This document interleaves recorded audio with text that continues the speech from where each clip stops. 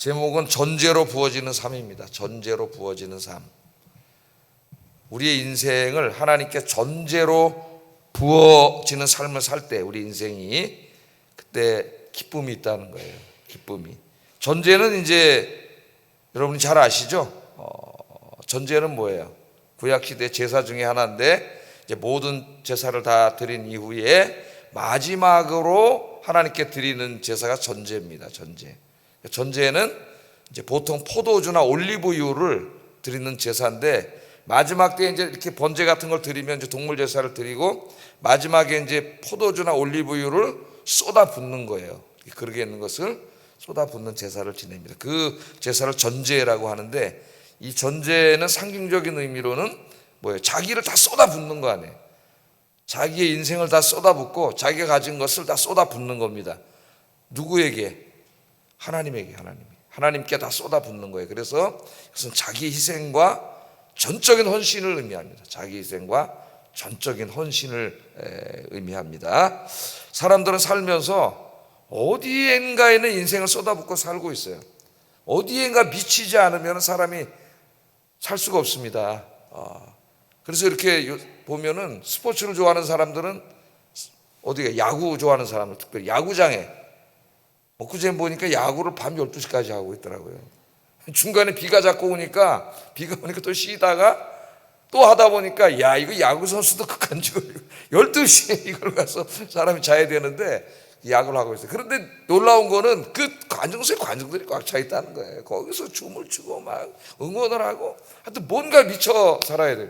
가수들이 또 공연을 하면 또 거기 그냥 咔 차가지고 막 떼창을 하고 막 그러지 않으면 사람이 살 수 없는 존재예요. 허전해서. 또 대부분의 사람들, 모든 사람들이 그렇죠. 살기 위해서는 이제 아침 일찍부터 늦게까지 일해야 되고 그렇게 열심히 살아갑니다. 물론 우리 그리스도인들도 먹고 사는 일, 이렇게 먹고 사는 게 있어야 살 수가 있잖아요. 아침부터 늦게까지 누구보다도 성실하게 열심히 일해야 되고 또 쉼도 필요하고 어느 정도 여가도 필요하고 하나님이 그걸 다 아십니다. 그런 것들을 우리가 어느 정도 해야 되지만은 우리 그리스도인들의 삶이 거기에서 머물러 있어서는 안 된다. 거기에 다 우리 인생을 쏟아붓고 사는 사람이라면은 그리스도인이라고 할 수가 없어요. 그리스도인들은 더 의미 있고 가치 있는 일에 우리의 인생을 쏟아붓고 살아야 됩니다. 오늘 새벽에 말씀을 들으면서 내 남은 인생을 어디다 쏟아부어야 될지, 어디에 전제로 쏟아부어야 될지 오늘 아침에 깊이 묵상하는 시간이 되기를 주의 이름으로 축복합니다. 자, 오늘 본문에 보면 짧은 두 절인데 굉장히 중요한 말씀이 많이 있어요.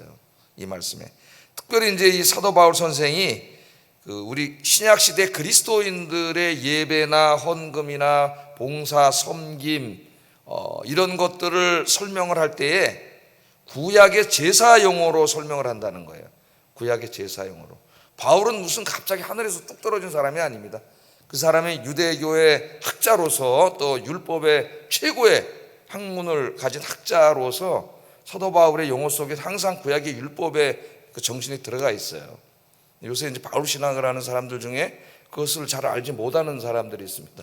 그래서 구약 율법과 바울을 완전히 이렇게 떨어뜨려 놓고 율법은 나쁜 거고 사악한 거고 바울은 율법과 전혀 상관없는 예수 그리스도를 소개했다고 이렇게 주장하는 바울 신학자들이 많아요. 하여튼 신학을 공부하다 보면 그런 사람들이 많이 있습니다. 자, 그런 거에 비해서 이제 톰 라이트라고 하는 신학자는 철저히 바울은 유대인으로서 유대인 신학자로서 그의 신학은 그 구약의 율법, 구약 성경의 기초에 있고 구약 성경 언약 신학의 기초에 있어서 그 언약 신학의 관점에서 바울이 설명하고 있음을 잘 설명하고 있죠. 특별히 오늘 본문이 보면 그게 증명이 되잖아요. 오늘 17절을 다시 한번 읽어보겠습니다. 시작.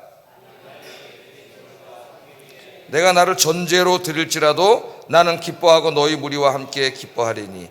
지금 빌립보 교인들의 헌신, 섬김, 봉사, 예배, 헌금 이런 것들과 자기의 헌신, 봉사를 다 뭘로 얘기하고 있어요 지금? 제물, 전제, 여기 섬김이라고 나왔는데 이것도 구약의 제사용어예요. 그러니까 이게 다 지금 뭘로 설명하는 거예요? 구약의 성도들이 하나님의 성전에 와서 제사를 드리고 예배를 드리고 성막에서 봉사하고 하는 이 모든 행위와 같은 선상에서 설명을 하고 있습니다. 사도 바울이 의도적으로 그렇게 설명을 하고 있어요.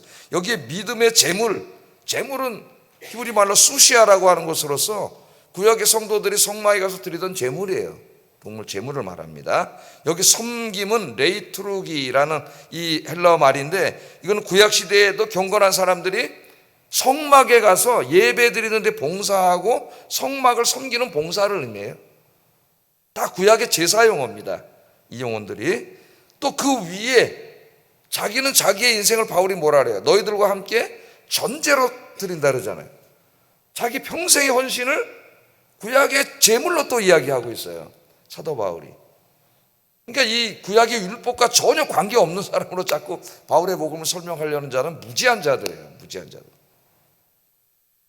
자, 이 신약 시대에는 예수님께서 십자가에서 모든 구약 제사를 다 완성하였으므로 신약의 그리스도인들은 더 이상 구약의 제사를 드리지 않습니다. 그런 의미의 제물을 하나님 앞에 드리지 않습니다. 여러분 교회 오시는데 양 가지고 오고 맨날 염소 가지고 오고, 그래서 그 제사장인 제가 그러면 그걸 또 여기서 각을 떠서 잡아가지고 여기서 태워가지고 제사를 지내야만 여러분이 죄가 사해지고 성전에 들어올 수 있는 게 아니잖아요. 이제는 예수님께서 그 모든 대속을 다 이루셨기 때문에 여러분이 제사장이 돼서 하나님 앞에 무릎 꿇고 교회 오기 전에 제가 지은 죄를 용서해 주세요, 그렇게 하나님 앞에 기도하면은 대제사장이신 우리 예수님께서 여러분의 죄를 용서해 주셔요. 그래서 그 제물이 예수 그리스도의 십자가의 보혈의 은혜로 우리 회개 기도로 바뀌었어요. 그러나 그 회개 기도는 진정한 회개가 돼야 돼요. 그냥 이빨린 회개가 아니라 정말 가슴을 찢는 진정한 회개가 돼야 되는 거죠. 자, 이제 그게 다 이제 들을 필요가 없습니다. 그런데 신약에서도 이 제사용으로 계속 바울은 사용해요. 그때는 이제 정말 그렇게 드리라는 게 아니라 상징적인 의미로 사용을 하는 거죠. 상징적인 의미로. 그리스도인들이 교회와 복음을 위해서 헌신하는 모든 것들은 구약의 성도들이 하나님의 성막에 와서 제물을 드리고 예배를 드리는 행위와 똑같다는 거예요. 똑같아요. 그래서 바울 서신을 쭉 읽어보면은 성도들이 드리는 찬송이 예배입니다. 히브리서 13장 15절에 이게 제물이라 그래요. 제물. 또 섬김, 오늘 이제 말씀에 섬김이 나오는데 빌립보서 2장 30절, 성도들의 봉사를 말하는 거죠. 또 성도들이 하나님께 드리는 헌금, 고린도후서 9장 12절, 빌립보서 4장 18절은 헌금도 제물이라 그래요. 제물. 쳐다봐. 또 순종의 삶, 말씀대로 사는 순종의 삶도 로마서 12장 1절에 보면 하나님께 드리는 제사라고 이야기를 합니다. 제사라고.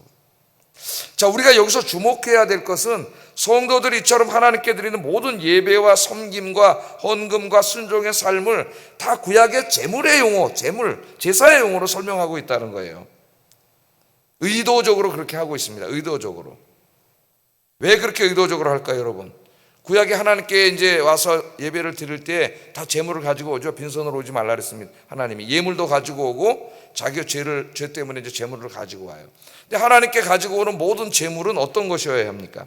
흠이 없고 깨끗한 것이어야 해요. 여기 중요한 게 있어요. 흠이 없고 깨끗한 것입니다. 자기가 가지고 있는 것 중에서 최상의 것을 가지고 와야 돼요. 그래서 항상 하나님 첫 열매, 그죠? 첫 열매 제일 소중한 거 아니에요. 곡식도 첫 곡식, 이런 가장 소중하고 자기가 가장 가치 있게 여기는 것을 하나님께 갖고 와서 드려야 되는 거예요. 그럼 사도 바울이 왜 이 성도들의 모든 헌금과 예배와 봉사, 섬김, 순종의 삶을 이 제사용으로 설명을 했느냐? 우리가 지금 이 하는 모든 행위, 여기 나와서도 기도하고 예배 드리잖아요. 봉사하고 섬기고 전도도 다 마찬가지예요. 이것들이 뭡니까? 구약의 성도들이 하나님께 드리는 제물을, 우리가 하나님께 드리는 이게 제물이에요. 제물. 그러므로 우리가 하나님께 드리는 모든 것들은 다 흠이 없고 깨끗한 것이어야 하고 최상의 것이어야 한다는 거예요. 최상의 것이라고 하는 것은 가장 값비싼 명품 이런 걸 의미하는 게 아니라 내 마음과 정성이 들어가 있는 최선의 것을 의미하는 것이죠. 최선의 것을 하나님께 드려야 되는 겁니다. 우리가 봉사할 때도 마찬가지예요. 그래서 하나님께 맡겨진 일을 할 때는 나의 온 마음과 정성을 다해서 최선을 다해서 해야 되는 거죠. 최선을 다해서. 그래야 하나님이 받으시는, 하나님이 기뻐하시는 제물이 되는 거예요. 그런 제물이 아니면 하나님 받지 않으십니다. 구약시대에. 자, 대표적인 말씀이 이제 말라기서에 나와요. 말라기. 자, 말라기는 이제 구약 성경의 제일 마지막 때죠. 신약 시대로부터 신약이 오기, 예수님 오시기 전에 이제 한 400년 전 그때 쓰여진 말씀인데, 말라기 말씀에 1장 7절 8절에 이런 말씀이 있어요. 한번 읽어보겠습니다. 시작.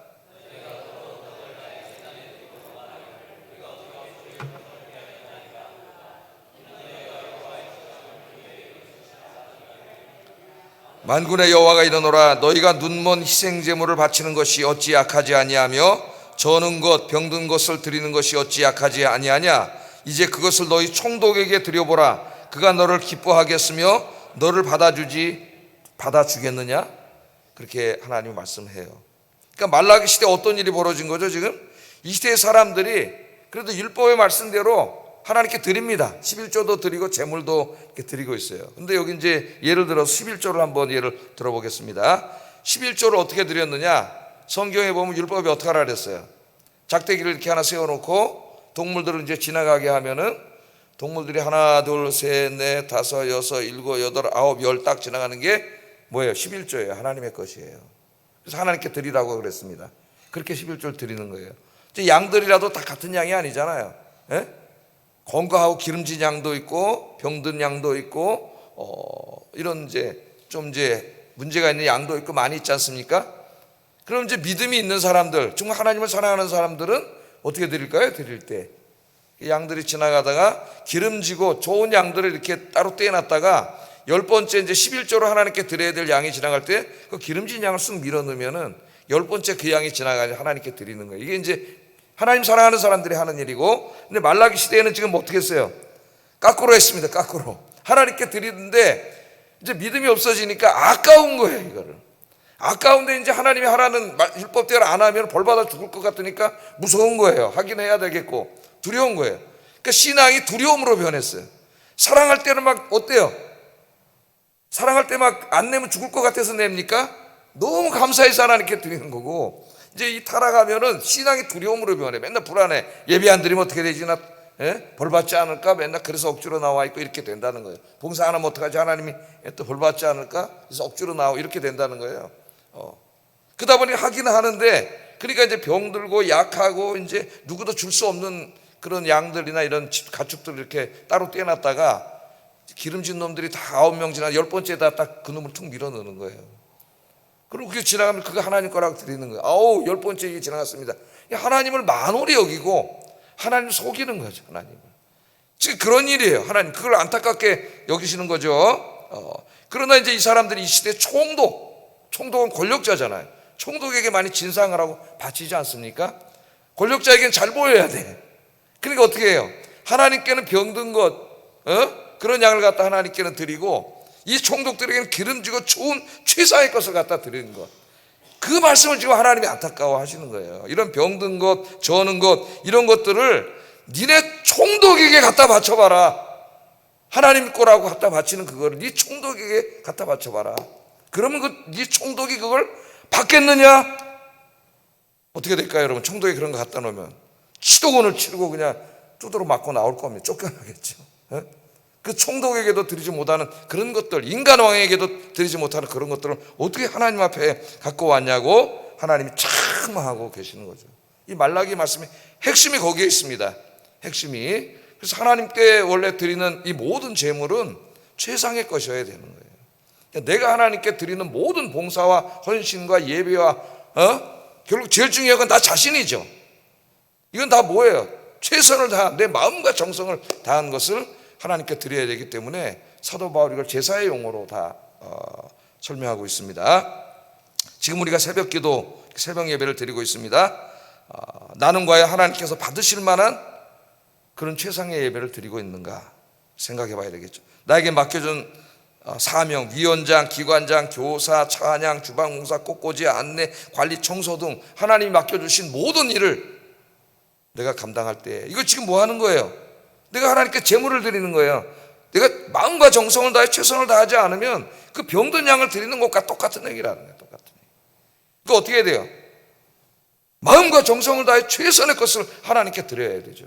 그래야 하나님이 기쁘게 받으시는 제사가 되고 제물이 된다고 하나님께서 바울을 통해서 우리에게 이야기하고 있습니다. 그래서 오늘부터 내가 하나님을 섬기는 모든 것들은 구약의 성도들이 하나님께 제사를 지내고 제물을 드리는 것이라고 생각을 하시고, 여러분 마음과 정성을 다하여 정말 최선을 다하여 최상의 것으로 드릴 수 있는 저와 여러분 되시기를 주의 이름으로 축복합니다. 자, 이처럼 사도 바울이 빌립보 교인들이 하나님을 예배하고 섬기는 모든 행위가 하나님께 드리는 제물과 같다고 설명을 한 후에 사도 바울이 자신도 드린다 그래요. 자신을 뭐로 드린다 그래요? 전제로 드린다 그럽니다. 전제로. 17절 하반절 한번 읽어보겠습니다. 시작. 자, 아까 서론에 뭐라 그랬어요? 전제는 그 앞에 동물 제사, 번제 같은 걸 드린 다음에 마지막으로 쏟아붓는 포도주 제사, 올리브 우유로 쏟아붓는 그런 제사라 그랬죠. 그러니까 지금 빌립보 교인들의 모든 헌신을 제사와 제물로 설명한 이후에 사도 바울이 자기는 뒤로 빠져서 아무것도 안 하는 게 아니라 나도 너희의 그 하나님께 드리는 모든 제사와 제물과 함께 나의 몸을 전제로 나도 쏟아붓겠다. 전제 제사로 드리겠다 그 말입니다. 전제로. 그러니까 전제로 드린다 그랬으니까 사도 바울은 뭐 하는 거예요? 전제로 뭐라 그랬어요? 아까 자신의 온 인생을 다 쏟아붓는 제사라 그랬죠. 빌립보 교인들의 설교만 한 게 아니라 자기 자신도 전제로 함께 너희와 함께 다 쏟아 부어지겠다, 그렇게 얘기하고 있는 겁니다. 철저한 자기 희생과 자기 인생 모두를 다 쏟아붓겠다는 거예요. 쏟아붓겠다, 그렇게 바울이 이야기하고 있습니다. 그러니까 바울은 사도로서, 목회자로서, 또 선교사로서 하나님의 교회가 사랑 안에서 하나 되어 하나님을 예배하고 복음 증거하는 건강한 교회를 만드는 일에 어떻게 자신을 다 전제로 붓겠다는 겁니다. 목회자로서, 또 사도로서 복음 전하는 자로서, 또 선교사로서 나머지 인생을 복음을 전해서 생명을 구하는 일을 하는데 자신의 몸을 다 전제로 쏟아붓겠다는 거예요. 전제로. 그러니까 하나님의 일은 아까 최상의 것을 드려야 하고, 또 두 번째 이 전제에서 뭘 배워요? 온전히 쏟아붓는 걸 의미하는 거예요. 온전히 쏟아붓는 거. 헌신을 의미합니다. 100% 헌신이에요. 그래서 빌립보서를 여러분 쭉 읽어보면은 이 말씀이 있기 전에 2장 5절 11절에서 그처럼 이 땅에 와서 하나님 맡겨준 사명을 감당하는데 전제로 자신의 인생을 다 쏟아부은 사람의 최고의 모델로 사도 바울은 예수 그리스도를 소개해요. 빌립보서 2장 5절 11절, 그 유명한 찬송시 아닙니까? 예수 그리스도를 소개합니다. 그리고 사도 바울이 뭐라고 얘기하냐면은 자신은 누구를 본받아? 그렇게 다 쏟아부었던, 전제로 쏟아부었던, 마지막 십자가에서 죽으시기까지 쏟아부었던 예수 그리스도를 본받겠다고 이야기합니다. 예수 그리스도를. 그리고 나중에는 이제 내가 주님을 본받은 것처럼 너희는 나를 본받는 자가 되라 그래요. 나를 본받는 자가 되라. 그렇게 서로 본받깁니다. 그리고 그 바울을 본받아서 또 열심히 전제로 드리는 그 믿음이 있는 사람들을 또 그 다른 새로운 사람들이 또 본받게 하라는 거예요. 교회는 그래서 어제도 말했지만은 이 직분자들의 솔선수범 헌신이 굉장히 중요한 겁니다, 여러분. 왜냐하면 새로 오는 사람은 먼저 믿는 사람들을 통해서 신앙생활을 배우게 돼 있어요. 자, 그래서 골로새 교인들에게 보내는 서신에서도 골로새 1장 29절 이런 다짐을 합니다. 한번 읽어보겠습니다. 시작.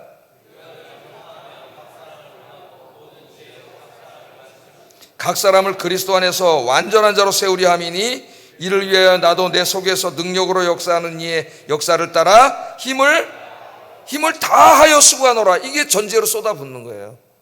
힘을 다하여, 대충 하고 그냥 귀찮고 피곤하니까 그냥 맡은 일 안 하고 이렇게 게으른 게 아니라 힘을 다하여, 제가 그러잖아요. 영어로는 exhausted라고, 완전히 다 그냥 쏟아붓는 겁니다. 왜요? 이 하나님 앞에 드리는 일이에요. 하나님 앞에 드리는 일. 대충 해서 될 일이 아니에요. 하나님 앞에 드리는, 총독에게 드릴 때도 최상의 것을 가서 잘 보이려고 드리는데 하나님께 드리는 걸 대충 하면 안 되죠. 힘을 다 한다 그러잖아요. 힘을 남기지 않고 힘을 다하여 수고한다고 이야기합니다. 또 고린도전서 15장 9절 10절이 여러 번 이야기해요. 사도 바울이. 한번 읽어보겠습니다. 시작.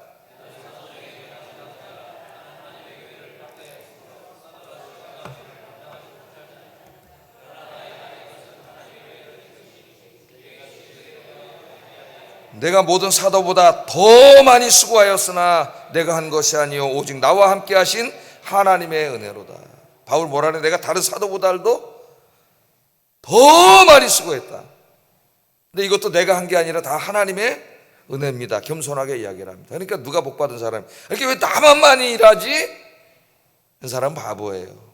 바울처럼 얘기해야 돼요. 야, 내가 다른 것보다 더 많이 수고하는 것 하나님의 은혜인 줄로 믿습니다. 더 많이 수고해. 빚진 자의 마음이죠. 그래서 마지막에 이제 순교하기 전에는 이렇게 고백하죠. 디모데후서 4장 6절 8절 읽어보겠습니다. 시작. 나는 선한 싸움을 싸우고 나의 달려갈 길을 마치고 믿음을 지켰으니 이제 후로는 나를 위하여 의의 면류관이 예비되었으므로 주고 들어오신 재판장이 그날에 내게 주실 것이며 내게만 아니라 주의 나타나심을 사모하는 모든 자에게도니라. 아멘. 자, 오늘 뭐라 그랬어요? 빌립보 교인들에게 너희들의 그 섬김 위에 나는 내 몸을 전제로 쏟아 붓겠다.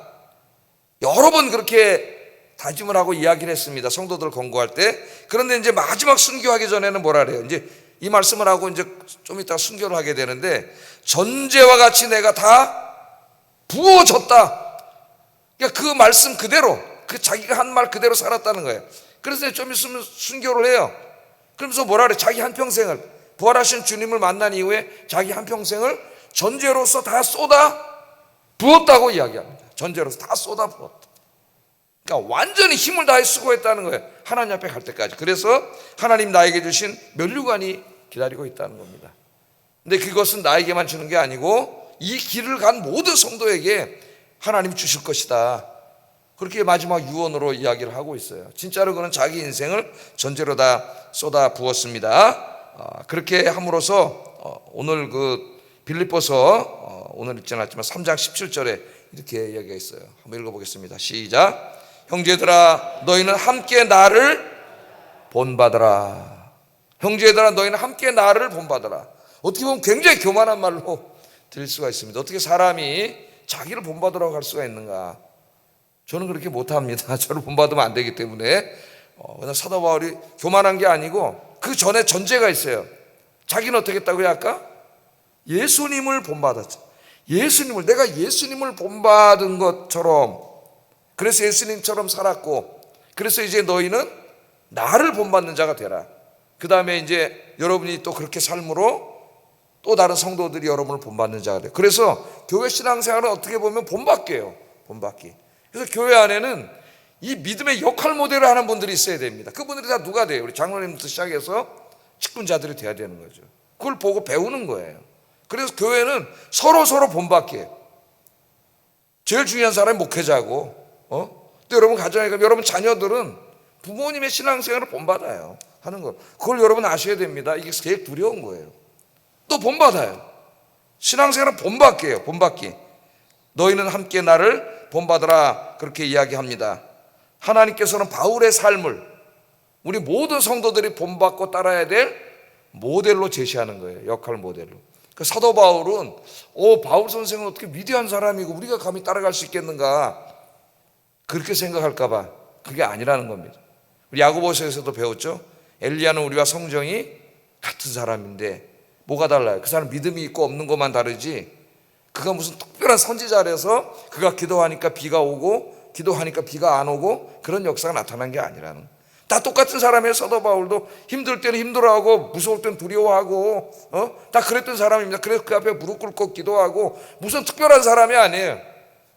하나님 제시하잖아요. 바울을 우리 모두가 가야 될 그 모델로 제시를 하고 있습니다. 구약시대에 가장 대표적으로 이런 삶을 평생 살았던 사람이 다윗 같은 사람. 다윗의 인생을 여러분 한번 쭉 생각해 보세요. 10대 때부터 하나님을 너무나 사랑해서 2세 8째 아들로 태어나가지고 집에 양을 치는 일을 감당했으니까 그 젊은 놈이 얼마나 놀고 싶겠어요 친구들하고. 근데 밤에 나가서 맨날 양 치면서 밤을 새야 돼. 들에서 양을 치면서. 근데 그때 뭐 했어요? 불평불만하지 않고 다윗은 수군과 비파로 하나님을 찬양하고 작곡을 하고 시를 쓰고 기도를 하고. 다윗의 기쁨은 하나님이에요. 세상에 나가서 친구들하고 노는 게 즐거운 사람이 아니라 하나님 앞에 예배드리고 찬송하고 시 쓰고 믿음의 시 쓰고 이런 게 그 인생의 기쁨이에요. 평생을 그렇게 살았죠. 그러니까 하나님께서 사울왕 다음에 왕을 세울 때, 이스라엘의 진짜 왕을 세울 때 저 예루살렘에 권문 세가의 자식들이 많은데 하나도 하나님 관심 없어요. 저기 뜰에서 양치는 그 다윗에게 하나님 관심이 있어요. 그걸 여러분 아셔야 돼요. 우리 자녀들과 할 때도 하나님 그 다윗에게 관심이 가고, 다윗을 들어서 어떻게 세요? 왕으로 세우잖아요. 왕이 된 다음에도 다윗이 제일 먼저 뭐 합니까?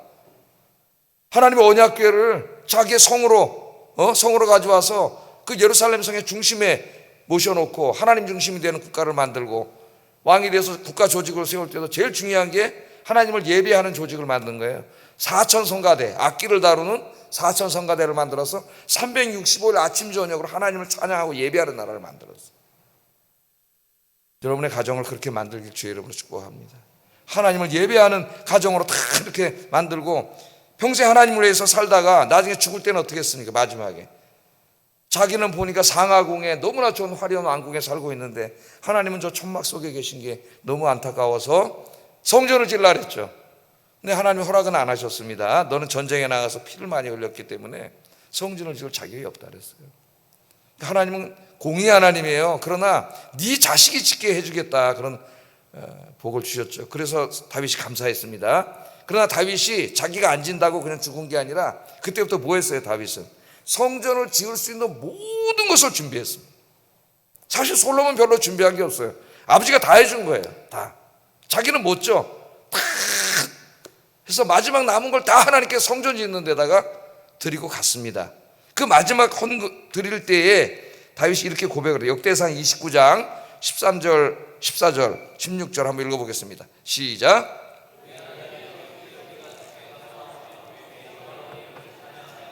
나와 내 백성이 무엇이기에 이처럼 즐거운 마음으로 드릴 힘이 있었나이까? 모든 것이 주께로 말미암아 싸우니 우리가 주의 손으로 받은 것으로 주께 드렸을 뿐이니이다. 우리 하나님 여호와여, 우리가 주의 거룩한 이름을 위하여 성전을 건축하려고 미리 저축한 이 모든 물건이 다 주의 손에서 왔사오니 다 주의 것입니다. 그 하나님 주신 모든 것을 다 드리고 갔습니다. 하나도 남기지 않고 다 드리고 갔어요. 그런데 드리면서 뭐라 그래요? 이 모든 것이 주께로 말미암아 싸우니, 주님이 주신 것을 도로 주님께 돌려드렸을 뿐입니다. 내 거라고 하지는 않잖아요. 내 거라고 하는 순간 아까워서 못 드려요. 하나님 왜 이렇게 다른 데 쓰는 건 하나도 안 아까운데 하나님께 드리려고 하면 왜 이렇게 아까울까요?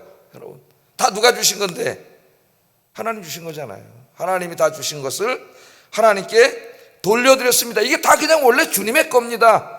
그런 겸손한 마음으로 다 하나님 앞에 드렸어요. 그래서 다윗은 자기 평생 인생을 다 전제로 쏟아 부은 사람이다. 부은 사람의 모델이다. 그렇게 우리가 생각할 수 있습니다. 우리는 한평생을 살면서 어디엔가는 돈을 써야 하고 시간을 써야 하고 우리의 건강과 재능을 다 쓰면서 살아야 됩니다. 여러분들 하나님께서 주신 것들을 어디다 다 쏟아붓고 있습니까? 어디다? 하나님께 전제로 드릴 수 있기를 주의 이름으로 축복합니다. 자, 바울은 이처럼 철저한 헌신과 자기 희생의 사역 각오를 말하면서 이렇게 이제 마지막으로 고백합니다. 다시 한번 읽어보겠습니다. 시작. 만일 너희 믿음의 재물과 섬김 위에 내가 나를 전제로 드릴지라도, 그 다음 이제 뭐예요? 나는 기뻐하고 너희 무리와 함께 기뻐하리니 이와 같이 너희도 기뻐하고 나와 함께 기뻐하라. 기뻐하라는 말을 계속하고 있어요. 자, 그러니까 여러분들이 하나님 주신 모든 것들을 최선을 다해서 최상의 것을 하나님께 드리고, 그러니까 뭐야? 예배 드리고 섬기고 봉사하고 전도하고 다 이 신앙생활을 하면서 그 안에서 기쁨을 찾으라는 거예요. 그게 우리의 기쁨이라는 거예요. 기뻐하고 자기는 그것과 함께 자기 인생 전체를 전제로 쏟아 부으면서 또 기뻐하고, 그게 우리의 기쁨이라는 겁니다. 이 빌립보서에는 기쁨이라는 단어가 상당히 많이 나와요. 학자들이 연구한 바에 의하면은 이 빌립보서에서는 기쁨이라는 말과 또 그 같은 어근을 가진 단어들을 다 조사해 보면 총 16번 나옵니다. 4개의 장으로 구성되어 있는데 기뻐하라는 말이 16번 나와요. 16번. 그러니까 여러분 생각해 보세요. 지금 이게 뭘가 이렇게 기뻐서 기뻐하라 할까요? 예? 사도 바울은 지금 빌립보서 쓸 때 어디 있죠? 로마 감옥에 감금되어 있는 상태입니다. 재판을 기다리고 있어요. 그 제목도 정치범입니다. 정치범은 유죄 판결이 나오면 죽습니다. 그래서 빌립보서 읽으면 사느냐 죽느냐 이 문제가 지금 아직 해결이 안 된 사람이에요, 사도 바울이. 그러면 바울은 물론 빌립보서를 읽으면 석방을 확신하고 있어요. 하나님의 도우심과 여러분의 기도 덕분에 내가 이제 구원을 받을 것을 나는 확신합니다. 그런 말이 나오지만은 아직 결정된 건 아무것도 없습니다. 또 지금 빌립보 교인들은 어떤 상태예요? 환난과 핍박이 있고 경제적으로 극심한 가난 가운데 있다고 이야기해요. 고린도후서 8장 이하를 읽어보세요. 마케도니아 지역에 있는 교회죠. 빌립보 교회가 극심한 가난 가운데 있습니다. 경제적으로도 어려워요. 환난과 핍박이 있어요. 그 뭐가 기뻐요? 왜? 우리는 뭐 할 때 기뻐요? 보통 우리 생각 속에. 아, 내가 예수님과 잘 돼서 돈도 많이 벌고 세상이 더 잘 되고 이래야 기쁘다, 이런 생각 갖지 않습니까, 우리가? 근데 지금 여기 보면은 바울 자신이나 빌립보 교인들이나 인간적인 면에서 기뻐할 게 하나도 없어요. 우리가 여기서 빌립보서를 읽으면서 그리스도인의 기쁨은 이 세상에 속한 것이 아니라는 것을 알 수 있습니다. 이 세상의 것들 때문에 오는 기쁨이 아니에요. 뭐가 기쁩니까?